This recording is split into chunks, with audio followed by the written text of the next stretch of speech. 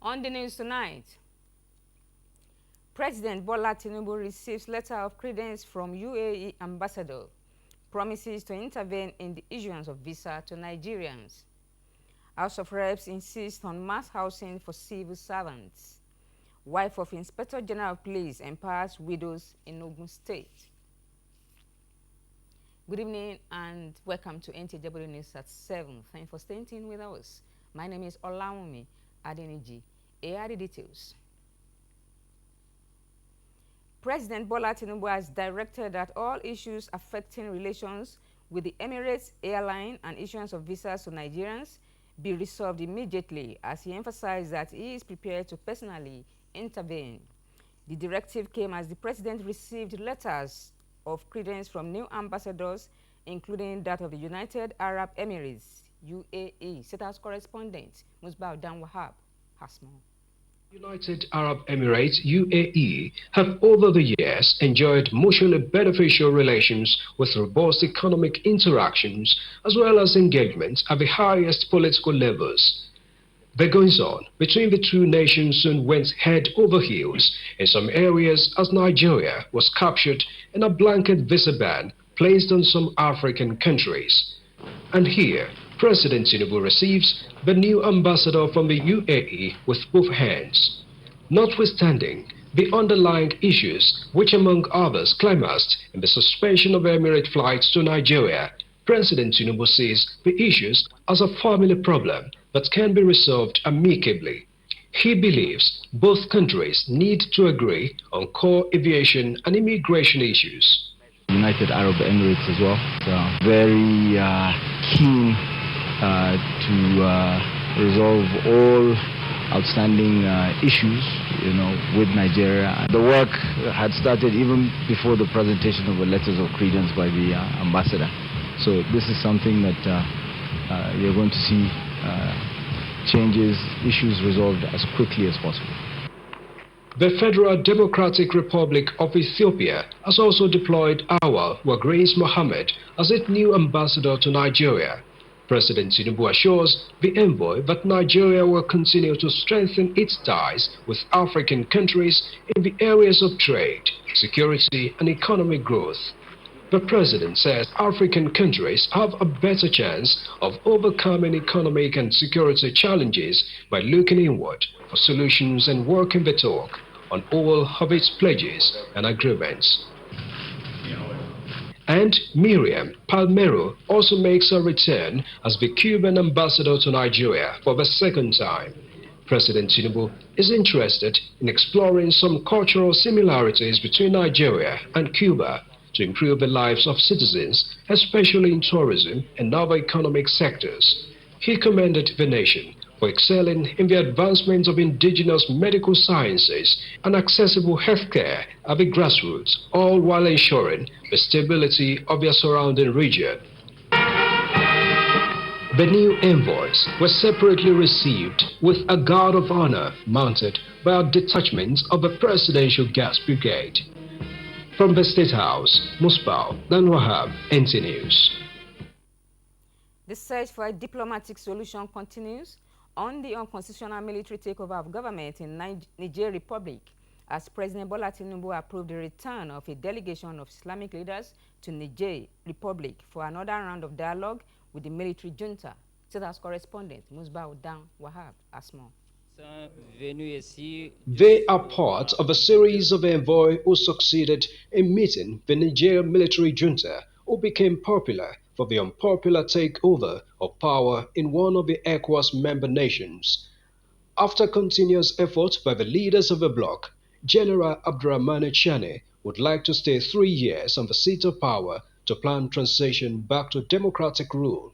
A proposition against the stand of ECOWAS seeking the immediate release of the ousted elected president Mohamed Bazoum and return to democracy. And so, along other options, the search for a peaceful resolution continues. The Islamic leaders, under the umbrella of Council of Ulama, make a return to the State House. Their reports from the earlier visit presented to the chairman of ECOWAS and considered, but President Tinubu maintains the position of a bloc. Mr. President, as the head of ECOWAS, is interested in pursuing peaceful resolution of this crisis. But like I said, nothing is off the table. Mr. President has said he should continue to engage, and the ulamas will continue to do that. By the way, he has appreciated their effort to finding solution to this issue. He's encouraging them to continue. And the volunteers are ready to take another shot at a peaceful solution. They gave us listening ear, and we are sure through peaceful discussion, we'll be able to achieve what we want. And we are still going back there to ensure that through amicable way, through peaceful way, as spiritual leaders, we'll be able to do and contribute what we can be able to do. What we want is we don't want war. We want peace to reign in our region. They see light at the end of the tunnel, and they are equally ready for the journey toward the lights. From the State House, Musbah and Wahab, NC News.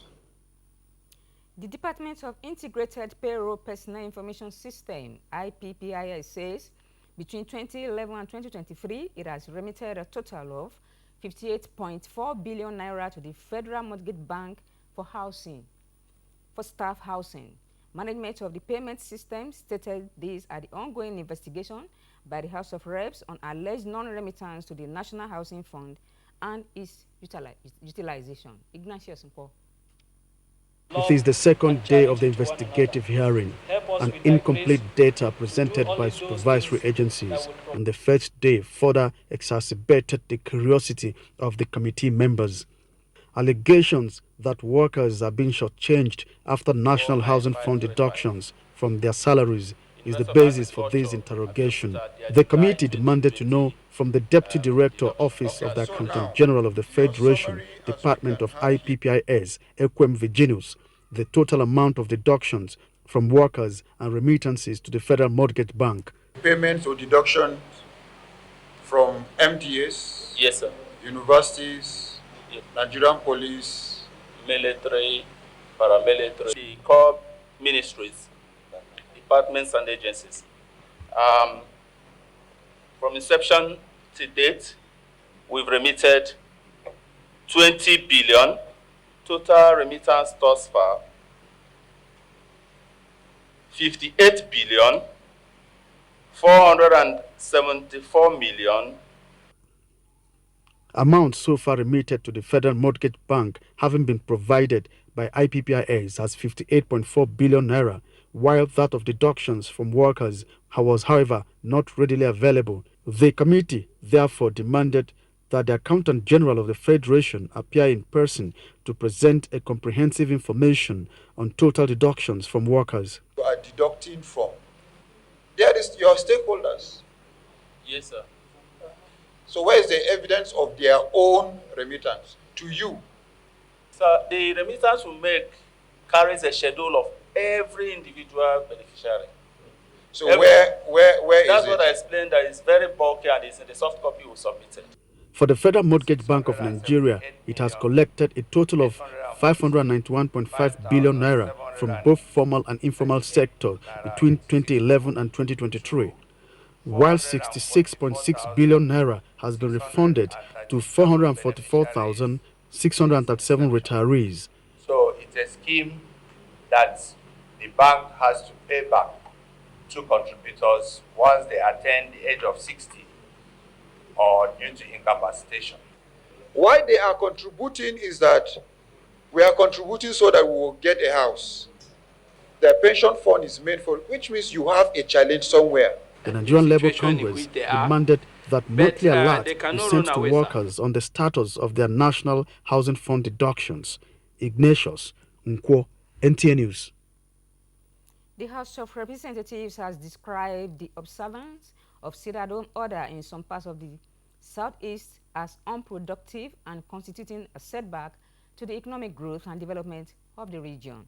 At an investigative hearing with law enforcement agencies, the House Ad Hoc Committee on Insecurity advocated an approach to reducing criminality in the region. National Assembly correspondent Miktari Ikpen reports. The Ad Hoc Committee and the It is the turn of the Commissioner of Police, Abia State Command, and representatives of the Nigerian Air Force to brief the House Ad Hoc Committee on the factors fueling insecurity in the southeast and what is being done to curb various forms of criminality which is impeding socio-economic development in the region. To set up a joint patrol team to comb the farmlands and forests to root out kidnappers, bandits, and all criminal elements in all parts of Isukwato and Umunoji local government areas of Abia State. Members, however, note that the proliferation of checkpoints in troubled areas in Abia State has not reduced the spate of criminality with cross-border effects on contiguous states. Nothing has been done. They have not moved any inch inside the bush because the kidnapping keep increasing. But what I noticed that the Nigerian police are doing now is that almost every 3 pole or 2, there is a checkpoint. The meeting, however, resolves that existential threats to life and property in the southeast must be eliminated. 1. A clear strategy for inter-security agency collaboration. 2. A clear strategy for intergovernmental joint task force and collaboration. 3. A clear strategy for community engagement, a community engagement pathway, and determination of implementation milestones both in the short and long term. Before proceeding on a closed-door session, members agreed to visit parts of the southeast region to interact with communities affected by the spate of insecurity with a view to profiling lasting solutions. From the National Assembly, Mitaire Ikben, NTA News. Holistically analyzing the different indicators in the Nigeria Labour Force Survey report released by the National Bureau of Statistics, guests on Good Morning Nigeria believe we provide solutions to indicators yearning for attention. The guests urged journalists to escalate awareness on how the indicators can be deployed for game-changing policies. Lydia Sampson, complicit. Data collection in tune with evolving changes, guests on Good Morning Nigeria say cannot be overemphasized, with lots of indicators in the survey, over-escalating only the aspect of unemployment without analyzing underemployment, quality of work and sustainability. They note will limit getting to the possibilities and challenges identified in the survey report. 93% of the Nigerian workforce are economic agents. That's a starting point. Where are they employed? How can we advance, the level of employment to merge with earnings that will satisfy needs? So there are now different indicators that need to be brought together. To review methodology is not a static something. That if you are using this methodology, you must not change it. That's not how statistics work. As things are changing, as you are observing it, the world is changing, your methodology must change.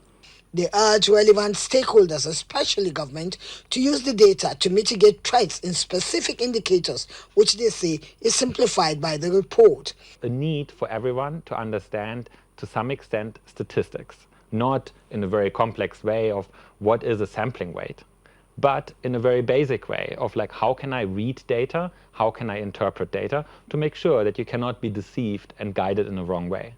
We are going to step up our advocacy, that it is less of the figure now. We have the figure from the NBS. Now, each ministry, Ministry of Labour, Ministry of Trade Investment, and Ministry of Trade and Investment, Ministry of Poverty Alleviation, Ministry of all the ministries that are involved, all the agencies that are involved. And what do we now do with this data so that we maximize the opportunities that has given us? They, however, cautioned against weaponization of the data, reiterating that though global best practices is key, it must be solution-driven within the context of Nigeria's reality. In Abuja, Lydia Sampson, NTA News. We are going on a short break now. We'll be right back with more stories after this message. Where is Glory? Excuse me, ma'am. Glow! Oh, where Glow now? Are they here? Glow, don't go village. Tell all our customer, Abi. Everybody pay attention. See, now Glow dedicated 10x. Now he might they take tension my customers. Now they dash me 10 times the credits when I load. Can't even mommy double data join. Yeah. Wait, so with 1.5 they give all of us, so you then enjoy up to 15,000 naira credit and data. And I say I never finish you. See, when I say if we enjoy, if we not join Globe Dedicated 10X, when I go get 1,000 naira welcome credit. You just carry your phone, dial *777#. Finish. Glow, you don't win. Una see they here. Hello, please, I'm looking for Glow. Please save now Glow they fine. Now Glow they go. Okay, so enjoy 10 times the value of your recharge on Glow Berekete 10X. You also get 1,000 naira for calls and data and double data bonus on your subscription. Welcome back and thanks for rejoining us. At the conclusion of rescue and emergency operations at the Lagos Street Garki Collapse Building FCT, Emergency Management Agency, FEMA says the prompt response and collaborative efforts of responders accounted for saving 35 lives with 2 deaths recorded. Abdullahi Ajia, who has been following developments on the incident, gives us an update. As at Thursday morning, when the rescue operation resumed with so many efforts from agencies putting efforts together to rescue more lives, the officials say it will be preemptive at this moment to state the number of casualties of people affected, as they're still rescuing more people to ensure that more lives are saved from the unfortunate incident. So we are not sure of how many people were in the building. So the best thing is for us to get to ground zero and be certain for ourselves that everything is concluded. And I also want to use this opportunity to appreciate all the stakeholders for really teaming up. This tragedy has left the entire neighborhood in shock as residents watched the evacuation and rescue operation lasting several hours. I'm about to close when this incident happened, so I hear the noise, buru, buru, buru. So my husband come and pick me, then we all run outside. As we run outside, we stand. I saw everything that I have that collapsed. To be honest, I'm not happy at all because I have my sewing machines inside and other things that are very important, my documents. Just want to use this medium and the opportunity to call on the authorities, the appropriate authorities, NIBRI, all the whole this thing to conduct. Most buildings are old, so conduct an integrity test. In the midst of the rescue operation, the FCT ministers led by the Honorable Minister Nyesom Wike and other officials of the administration were here to see for themselves what is happening. And the Honorable Minister, without mincing words, says the administration will be taking care of the hospital bills of the survivors, and also emphasized that the administration will continue to ensure that sanity in terms of structures returns to the FCT. He also sympathized with families of those who have lost their lives. It's unfortunate for the two that are dead. I will please go to the permanent secretary to make sure that funds are raised to pay the hospital bills of those who are rescued, so that we don't want to hear any other thing happen, and that should be done immediately. Heads of agencies, security organizations, as well as the SAPI of Garki were among the early callers to the scene. Well, at the moment, one cannot quantify the amounts of property destroyed in this unfortunate incident. So many people are still counting their losses and also expectant of something good to come out in terms of support from government and well-meaning Nigerians to cushion the effects of the hit. Abdullahi Ajia, NTA News. In the meantime, Minister of the Federal Capital Territory, Nyesom Wike, has expressed readiness to complete some of the ongoing critical projects that have direct impact on the lives of residents. The minister expressed this during an inspection tour of some abandoned and ongoing projects within the city center. Onozo Yakub completes the report. The project inspected by the FCT Minister Nyesom Wike in company of the Minister of State, Maria Mahmoud, include the abandoned official residence of the Vice President of Nigeria and residential quarters for members of the National Assembly. At the site of the VP's official residence, the minister expressed worry over the abandonment of a project of such magnitude for 13 years. 13 good years. project abandoned. It's so disheartening. I don't know the spirit of this abandonment in us. We've gone to the National Assembly, President of South, abandoned. Vice President, Resident, abandoned. I can't believe it in a country like this that where the Vice President is supposed to reside and a contract awarded in 2010 and we're 2023, nothing is going on. Funding is a problem. So why in the first place did we go into it? Well, we know that we don't have the funds for the project. This is embarrassing. Others are the ongoing renovation work at the Federal Secretariat Complex, the ongoing B6 Expressway, as well as the popular Millennium Tower project, all begging for urgent attention.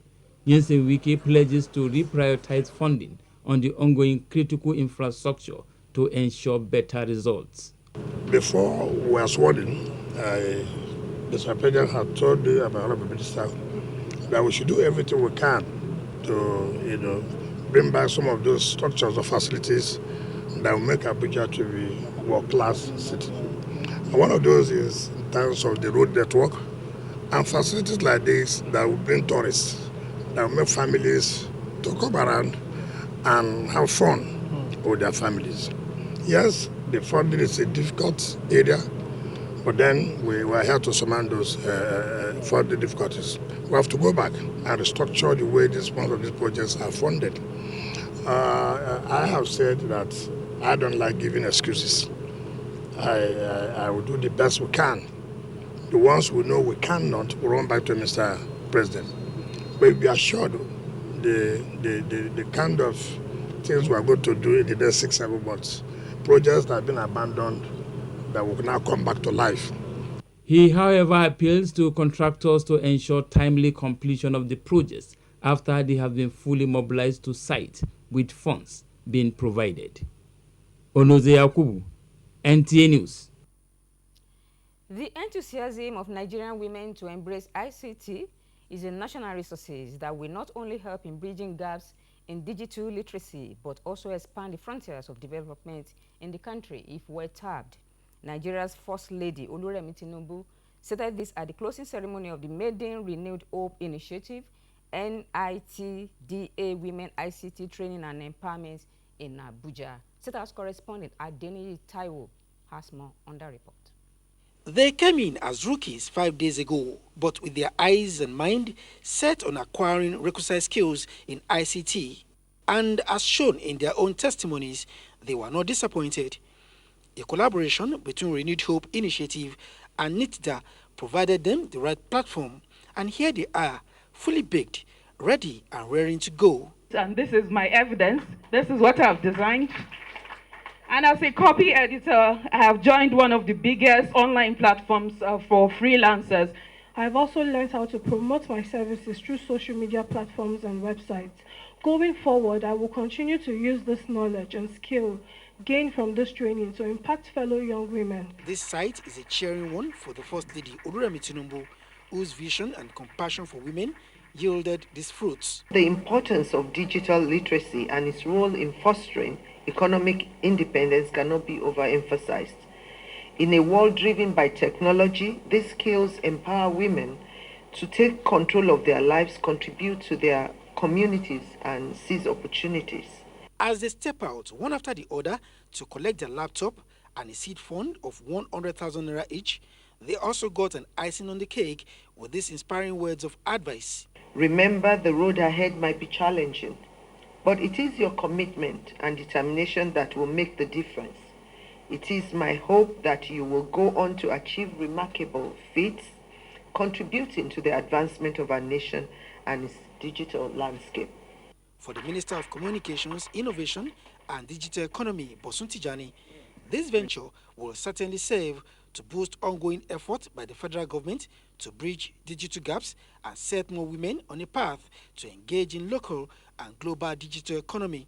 This program represents a critical step in this direction, but also aligns with two priority areas of the President Bola Ahmed Tinubu's Renewed Hope agenda.